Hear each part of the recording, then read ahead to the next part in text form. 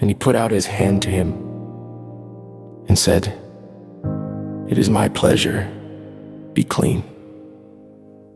And straightway his disease went from him, and he gave him orders, "Say nothing to any man, but let the priest see you and give an offering so that you may be made clean, as the law of Moses says, and for a witness to them."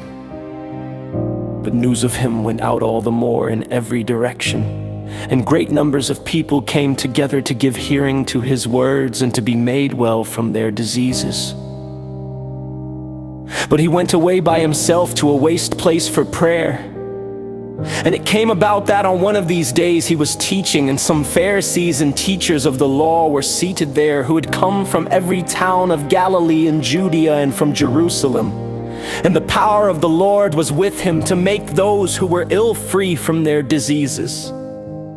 And some men had with them on a bed a man who was ill without power of moving, and they made attempts to get him in and put him before Jesus. And because of the mass of people, there was no way to get him in. So they went up on the top of the house and let him down through the roof on his bed into the middle in front of Jesus. And seeing their faith, he said, "Man, you have forgiveness for your sins." And the scribes and Pharisees were having an argument, saying, "Who is this who has no respect for God, who is able to give forgiveness for sins, but God only?" But Jesus, who had knowledge of their thoughts, said to them, "Why are you reasoning in your hearts? Which is the simpler, to say, 'You have forgiveness for your sins,' or to say, 'Get up and go'?